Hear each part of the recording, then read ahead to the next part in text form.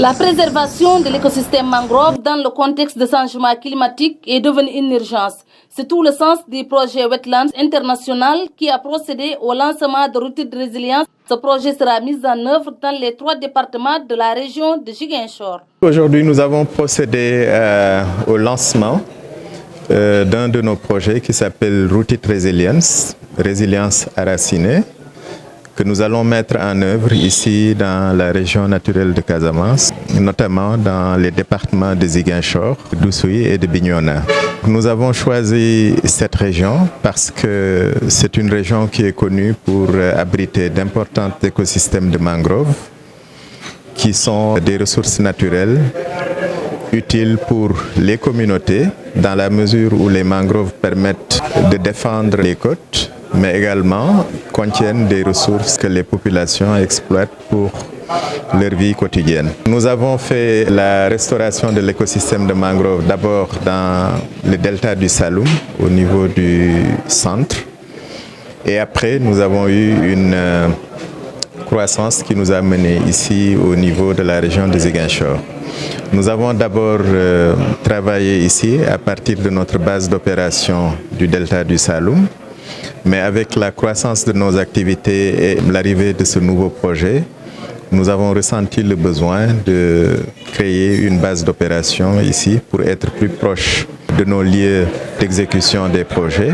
Et donc c'est ça qui motive le lancement du projet et l'ouverture de ce bureau au niveau des Ziguinchor. Acteurs incontournables dans la protection des écosystèmes, les AMP ont toute leur place dans ce projet. Le directeur adjoint des AMP revient sur la collaboration entre Wetlands et les AMP. La collaboration entre Wetlands International et la direction des aires marines communautaires protégées est une date de très longtemps.